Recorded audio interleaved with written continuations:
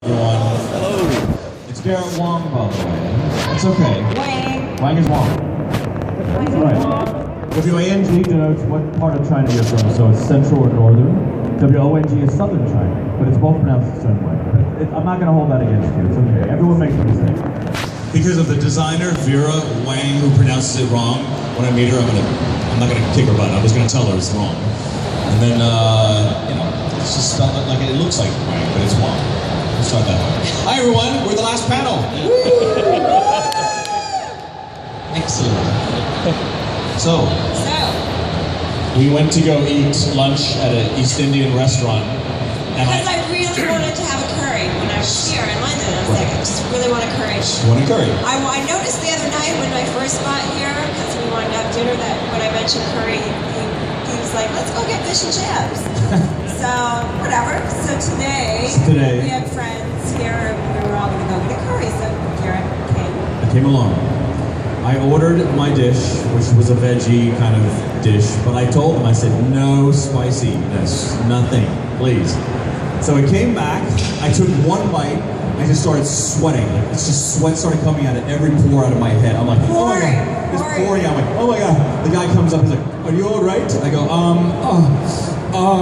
what is this? Is this spicy? He goes, it's mild. I go, no, I need no spice. And it wouldn't, and the minute, I tasted it. And then, she tasted it, everyone else tasted it. We don't taste anything, but for me, I got bit in the lip. I can smell hot sauce and I start sweating, basically. I don't even have to ingest it.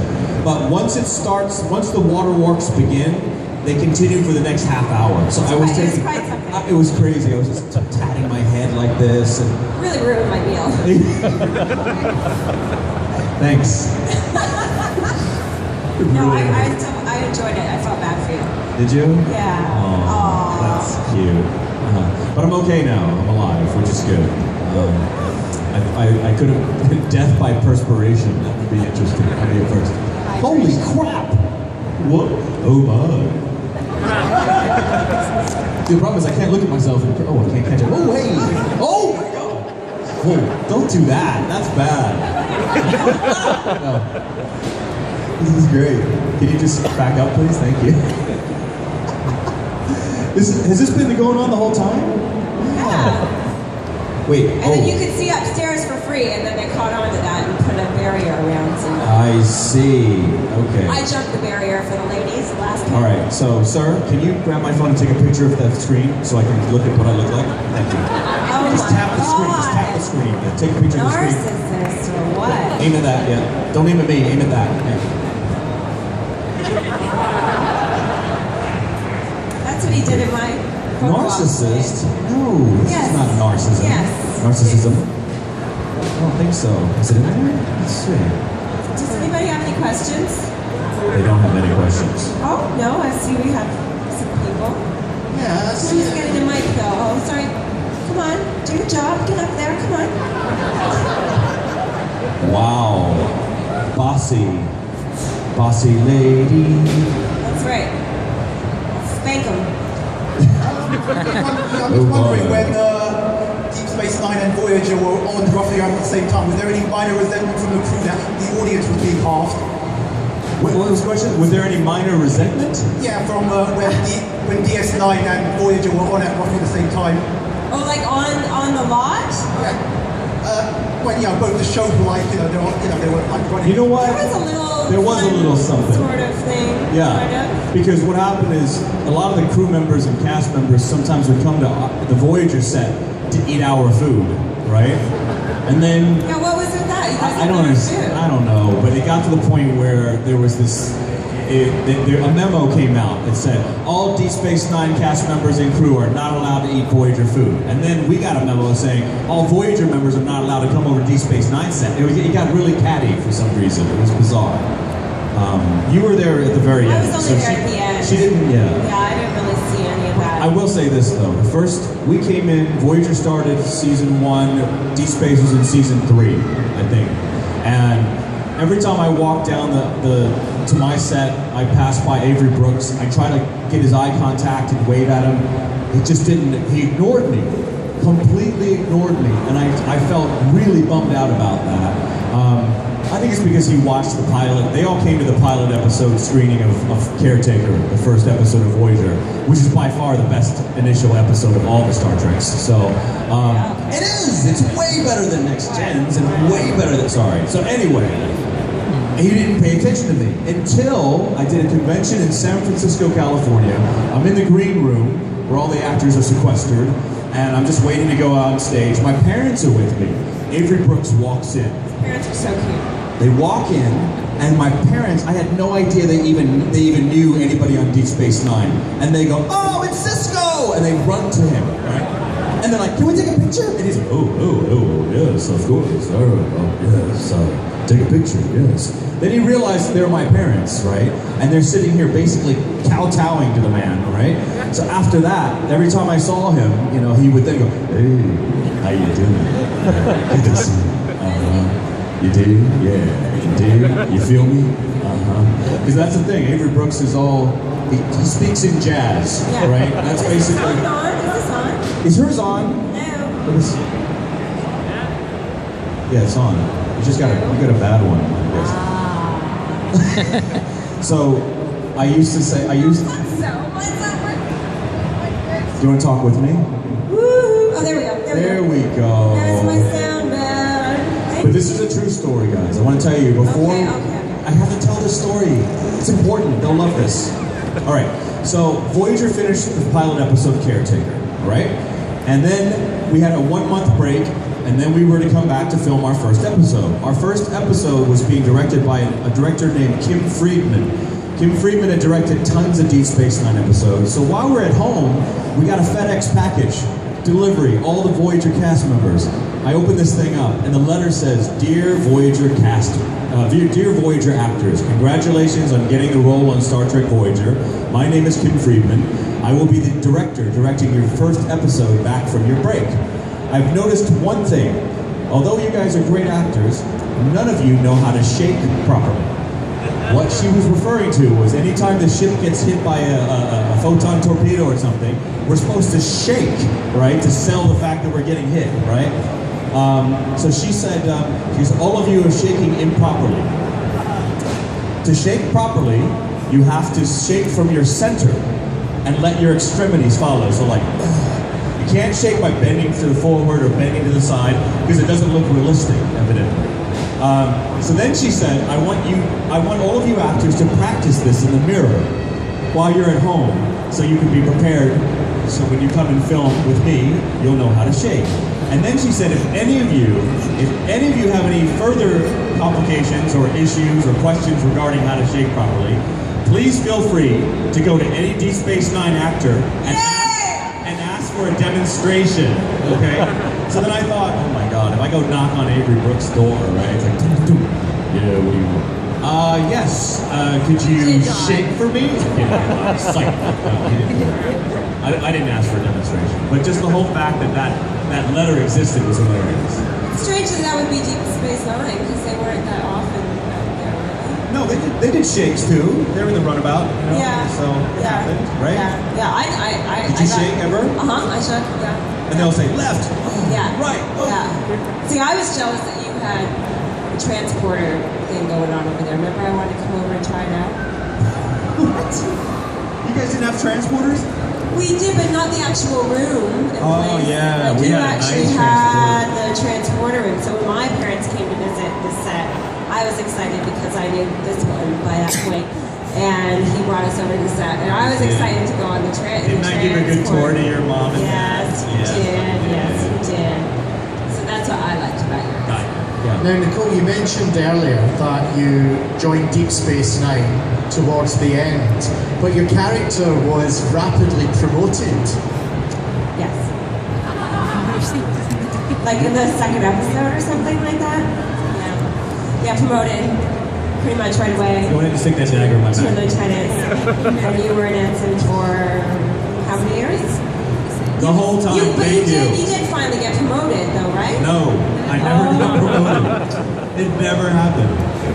That's a shame. It's so sad. It's bad. Hi. Hi Nicole, can we get a demonstration of your shake? Of the shake? And we can both do it, because he knows how to do it now. Ready? Shake. Let's shake, baby. Okay. 2. Where are you going to be at? Like the command down here? I'll do. Maybe I'll be standing. You want to stand? I'll do a stand shake. Go I haven't done a shake for a long time now, mind you. All right. Okay. So you're going to have to say. All hands brace for impact. Brace for impact, fire, or something like that, right? Ready? This man is without order, Captain. All hands brace for impact. Torpedo incoming. That's it.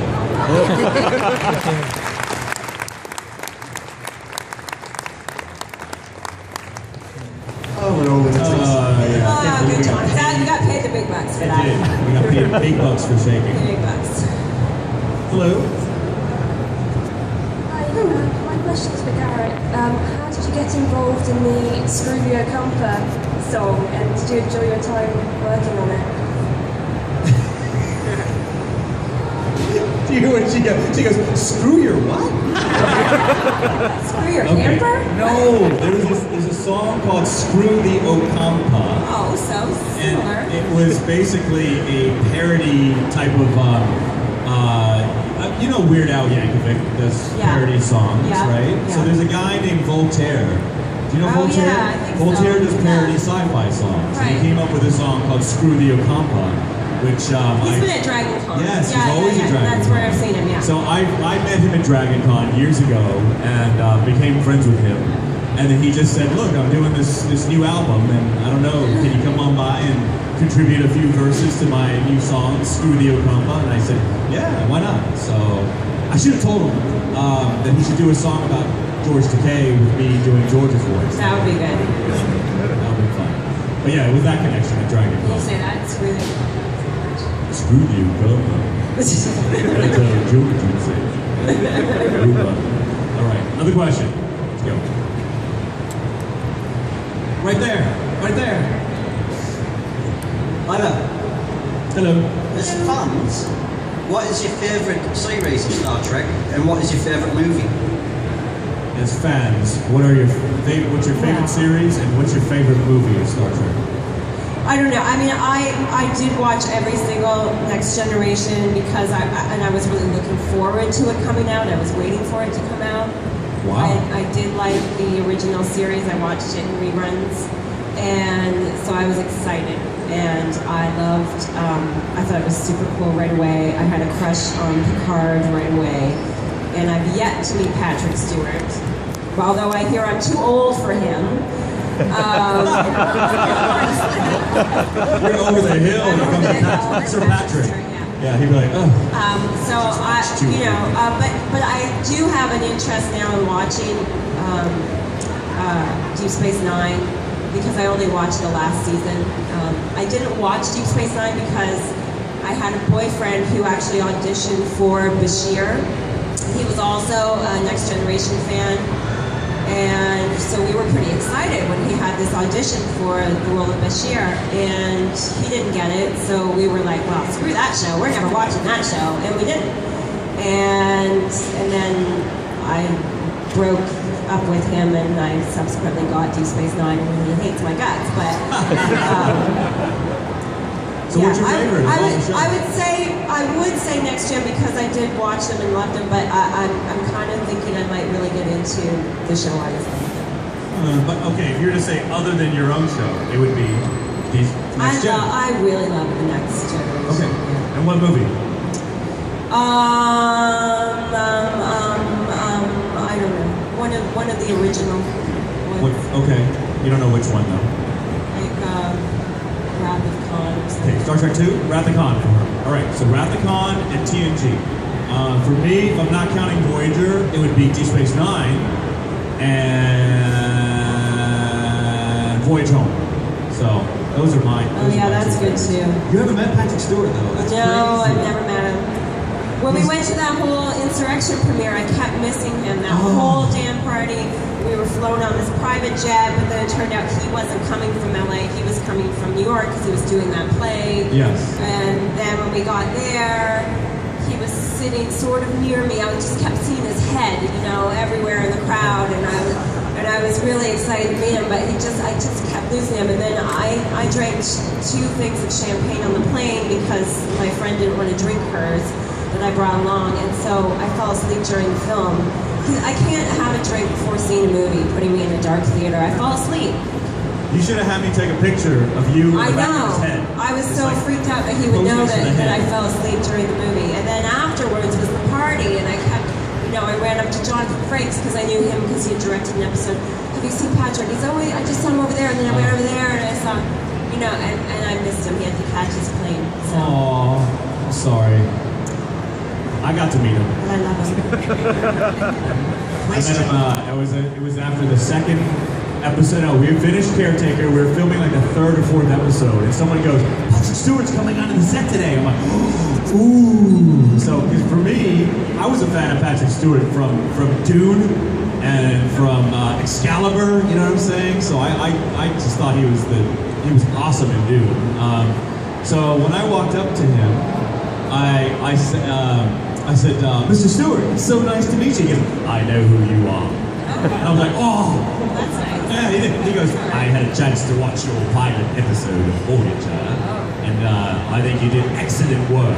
And when he said excellent work, I felt like I was being knighted by the Queen. And it was like, I now W. Harry of Kim. Yeah, that's so pretty cool. I was so happy. You know what I thought was cool? That we were directed by Potsy from Happy Days. Oh, yes. Yeah, he was I was cool. like, shut up, no way, it's We like Potsy. that. We like that. Anson Williams. Anson Williams. And Tony Dow from Leave It to Beaver. We didn't get him. Yeah, we got him. The big brother from Leave It to Beaver directed an episode. That's cool. where they disappeared to. They direct. Exactly. Got a question, somebody had a hand up right Someone now. had a hand up over here. What episode did you find the most challenging?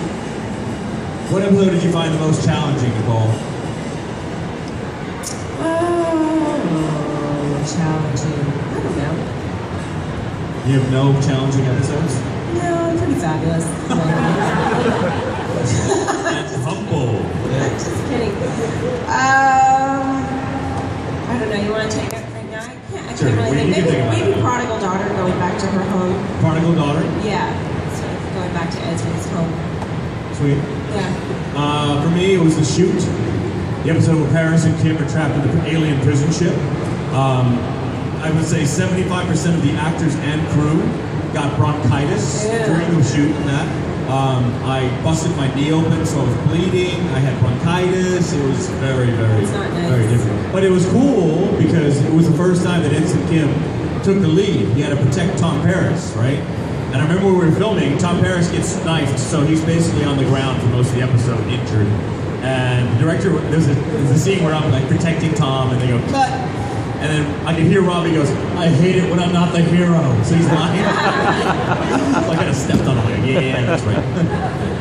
I think it was challenging for some of the other actors to do the baseball episode, Take Me Out to the Hollow Suite, because of the heat. It was like 110 degrees, and we were shooting in Loyola Marymount out in their baseball field. And like Michael Dorn needed his own air-conditioned tent to step into so that his head wouldn't melt. And by season 7, when I got on there, those guys were all kind of grumpy because they've been wearing that makeup for so many years. Definitely. And you don't want to watch a Klingon head melt. That's not pretty. You don't want to kiss a Klingon. You don't want to kiss a melting Klingon. That was challenging. Making out with Worf was also challenging because you have to shoot a kiss like. You have to first of all I had to stand on apple blocks because I'm so much shorter than Michael. And then when we go in for the kiss, then they say cut, and then we had to stop, and he had to take out his Klingon teeth so we could continue because I would be like, impaled with these teeth if we made out that way. So then you do the kiss again, then you cut again, then you pull away again. It's very involved. Was there tongue? He tried. I think Michael asked me on a date every single day of that show. Nice. He's sweet. I love him. Right, we've spoken about Avery, we've spoken about Sir Patrick. Garrett, could you share some memories of Kate? Well, you want me to talk about Kate? Right. I've been doing my Kate impersonation since day one. Does she know that you do it? She heard me do it. We were at the first time she heard me do it was probably 3 or 4 years after Voyager had begun. They were at the Museum of Television and Radio in LA was doing a tribute to Star Trek Voyager, and all the cast members were there. And somebody in the audience goes, "Did you do your Janeway?" I'm like, because she's sitting right there. I'm like, okay. And everyone's egging me on, and I get up and I go, Status report, Mr. Kim. and then she gets up. I don't talk like that. And I went, Yes, you do. and it all went downhill from that point. But yeah, I mean, I love doing Kate's You never accent. had a scene with her after that, did I you? never had a scene again. But, Kate was the consummate professional. She really, what you guys don't know is that the first season of Voyager, we had to do a lot of reshoots because the directors and the producers were saying that we had to be all the human characters had to be less, more militaristic in their delivery, more two-dimensional, non-emotional, to make the aliens look real. This was the You edict guys really sent had a down. lot of them Rules, really thinking regulations, and overthinking and trying to. Totally. And that's Rick Berman's fault. I'll blame all that on him. So, season 1, I reshot about 2 or 3 scenes. Janeway had to reshoot about 37 to 40 different scenes. So from the first season alone, what you never saw was scenes with Janeway crying, scenes with Janeway blowing up. You don't see any of that because she had to keep reshooting all of that, you know? So that was really difficult. Wow, I can imagine. So what people, to be the first, female captain, yeah. and then having all these men, basically, Tell you. in suits come and tell you to reshoot it this way, or we want you to be more feminine now, oh, now we don't like that, now we want you to be stronger. Woo! Yeah. I would not like that. And it was tough because they wanted her to be as strong as possible and no emotion. And it's tough because people don't realize that she is an actress that can hit all the ranges, and she's also very funny. A lot of people didn't realize that either. But she has a great sense of humor too. Yeah. So yeah. Was there not an actress who was cast before Kate to play Janeway, and she dropped out? Did she resign? She did drop out. That was the actress Genevieve Bujold, who is from Montreal. She was Canadian. She received the nomination for Academy Award as Anne of 1,000 Days, where she played Anne Boleyn. She's a wonderful actress. Wonderful actress. But when she was on the set for 2 days, she just really, like the first scene that she shot was when we leave Deep Space Nine. So she comes onto the bridge and she goes, are we ready, Mr. Kim? And I go, yes ma'am, or something, or yes sir. And she goes, it's not crunch time yet, Mr. Kim. And she comes down, she goes, ready thrusters, Mr. Paris, engage. And we leave Deep Space Nine. The way that she did it, she walks down and she sat down, she said all the things, she sat down, she goes, ready thrusters, Mr. Paris, with her French-Canadian accent, right? And then she looks at the screen and she closed her eyes and she went, engage. Oh, wow. She whispered it, right? So the cameraman's like, the sound guy's like, that's an interesting choice. yeah. So she did the art house version, the art house film version of Voyager. When she went, did they let her do much more? Because I would have liked to have seen it. Well, someone has that. If you look around, I think there's that video, that footage exists on the internet somewhere. But I remember everyone on the crew and the cast were like, holy shit. Yeah, we were like, no! So then, day 2. Why wouldn't they just adjust? Well, what are you going to do? Hey, don't whisper it. Say it loud. But, she's the captain. No one said anything. But I remember that second day I asked her, I said, so how are things going? She didn't talk to anybody. But she looked at me, she sized me up, she thought, I might as well say something to somebody. Yeah. She goes, well, I feel as if I cannot trust anybody. I'm like, what? And I come in, I want Janeway to have her hair down. They want me to put my hair in the bun. I want Janeway to have very little makeup. They want me to have all types of makeup. I feel like they have been lying to me, the producers and the writers. But again, that's that situation of, it's going to be a woman in the part, and there's going to be a lot of people having a lot of opinions about how it's true. But the funny thing is, if you watch the progression of Janeway with Kate Mulgrew, and you see her season 1, she's got that horrible bun of steel, that grandma matronly bun of steel, right? And then after the season, it slowly loosens up, and then by season 5, it's down. Yeah. The way that Genevieve Bujold wanted was the way Janeway eventually ended up, right? So Genevieve was on the right route, but the problem was she had young children. She realized the hour was going to be crazy. She felt like the producers had lied to her, so she quit. She was like, I'm done. I'm out of here. And the good thing she did it then, because then we were able to come in with a new Janeway. Because whenever you watch a TV show and the actor leaves after 2 or 3 seasons, you're like, what? You don't believe the new person, right? So she left, and we had 2 or 3 weeks where a month. We waited 1 month to find another Janeway. And the rumor was, if they couldn't find a female Janeway, they were going to find a male Janeway. And if they had a male Janeway, they were going to recast one of the other male characters to female to keep the gender balance the same. Yeah, and my resume being the shortest, I thought, oh my God, I'm gone. And so then I started thinking, wait a minute, Dustin Hoffman in Tootsie played a woman. I can play a woman. I can be Henrietta Kim. I know I can. I'll shave my legs. I'll walk sexy. I'll do it all. You know. It's really a shame it didn't go that way. You would have liked that, wouldn't you? I would have liked. Seen me walk with pantyhose on. Yeah. Yeah. Okay. So it is what it is. That was very interesting. Yes. Thank you. And thinking back, tell us about your process or experience in becoming an actor. Our process and experience in becoming an actor? Oh. I started pretty young. I was in Toronto, Canada, where I'm from, and I was a very shy child, which is on my IMDb. But you were shy? I was very shy. Is that even possible? Painfully shy. Oh my gosh. But I did love the Wizard of Oz, the movie, and my school did a production, quite an amazing production. I was looking back on it the other day and thinking about schools, and now I have a daughter, and the lack of arts in the school system in LA and California and stuff now. Really, I owe a lot of it to teachers, to just amazing teachers that I was lucky enough to have, at my school. There was a couple of music teachers, these women who decided to put on quite an elaborate production for, grades 4 to 6 production of Wizard of Oz. And I auditioned for Dorothy, and I got the part of Dorothy, and my family was shocked. But I guess that was because I could become another person, and I wasn't shy up on stage, but I was shy when we had to do those speech arts things where, you had to every year to come up with a speech and stand in front of your class. Then I would get red blotches all over. I would wear turtlenecks to do that. I did not like public speaking so much, but I could become another character. And so we did this production, and then she had asked someone from the Board of Education who she knew had a theater company, an amateur theater company, to come help. And he saw me and was trying to cast the role of Rhoda in The Bad Scene, which is about a child murderess. And he asked me to audition for that, and so then I got involved with this amateur theater company. And that was also an amazing experience because I was the only kid really in part of the company. They would bring kids in now and then as they needed them, but they were mostly doing adult, productions.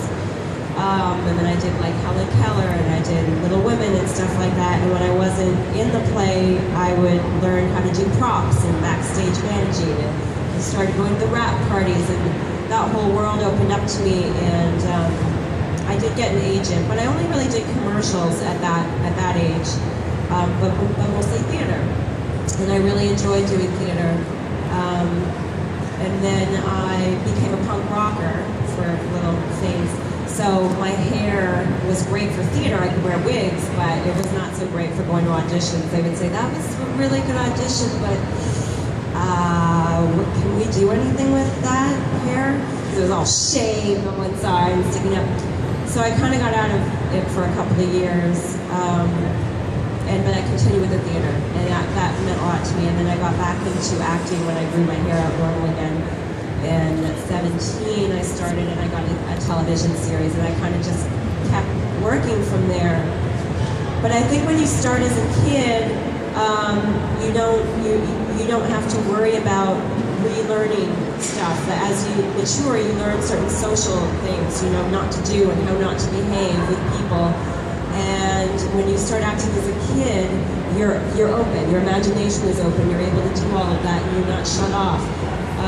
You can also learn some bad habits, maybe, but I think mostly you're open in a different way, as opposed to somebody, at 20 years old deciding now I want to become an actor. Then you have to sort of do the work to get in there and be able to just put it all out there. You got to sort of dig in there a little more. Whereas when you start as a kid, you don't have that problem. I find. I can always kind of notice when I work with people who were child actors, like when I worked with Anthony Michael Hall on The Dead Zone, it was just very, very easy with him. There was something there that I could tell was because we were both kid actors. Now, I wasn't a famous kid actor like he was, but it didn't matter, and we had that energy. But funny, I still wanted to become something else, like a lawyer or a marine biologist or something like that. But suddenly I realized one day I was making good money and I was doing something I really did enjoy. And I said, I guess this is my career. I would have liked to have studied more though. I just started working. I was actually working and I learned on the job. But I will say that, if your kid shows talent in art, visual arts, well, you want to get them into classes. If your kid shows talent in anything, soccer, you want to get them in with the best. And here I was, this natural ability to be an actor. But some people told me at a young age, she shouldn't be trained because it'll kill her natural ability. And that's, yeah, kind of, but actually, if you have an ability, you should go to the best of the best and now hone that. And I never did. I never took any classes, so everything I learned was on the job and instinct. And I have this thing where I wish that I had taken some more classes just to really improve upon it. But I have to say I had the opportunity to work with a lot of amazing people in my career, and I did learn a lot from them. Cool. I was not a child actor. I got into it and I took my first acting class in college. I thought my Asian parents did not believe that acting was a viable profession. They thought that I was going to be a doctor and only a doctor. When I told my mom I wasn't going to be a doctor, she dropped the phone. She picked it back up. She goes, "What are you going to do? You're going to go to law school?" I said, "No." "You're going to go to business school?" I said, "No." She goes, "What are you going to do?" I said, "I'm going to be an actor." And then she said, "Okay, give me one example of one Chinese man who's made it in Hollywood."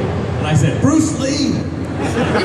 Without skipping a beat, she answered, "He's dead, pick another." I had no response to that at all. And so it was fighting my parents for 5 years to even allow me to go into the profession. They were saying, "I'm going to disown you if you do this." So it was very, very difficult to even get past that hurdle. I do want to finish that one story though. So after Genevieve Bujold quit, and they're trying to look for the next Janeway, and I'm waiting, anticipating, and they said, "Oh, we found somebody," and it was actually Kate Mulgrew's second audition. She had auditioned before, but she was evidently not that good at that first audition. She got a second chance. So they hired her, she came in, and we're filming that same scene. So we're sitting there on the bridge, about to leave Deep Space Nine. She walks over here, it's not crunch time yet, Mr. Kim. She comes over, sits down, thrust us, Mr. Paris. And everyone's waiting on bated breath to see how she's gonna say engage. How is this woman gonna say engage? She sits down, she looks up at the camera and says, "Engage." Everyone's like, "Yes! Yes! That's the way to do it." So oh my gosh, it was anytime. Yes? Time has run out. Oh! The last panel of the day, which was the best panel of the weekend. Give it up for Garrett and Nicole! Thank you guys so much. What a wonderful time. Thank you very much for coming here. And my Dutch friends. Hey! I'm your Dutch friend. Oh yeah, you're my Dutch friend too. Thanks guys.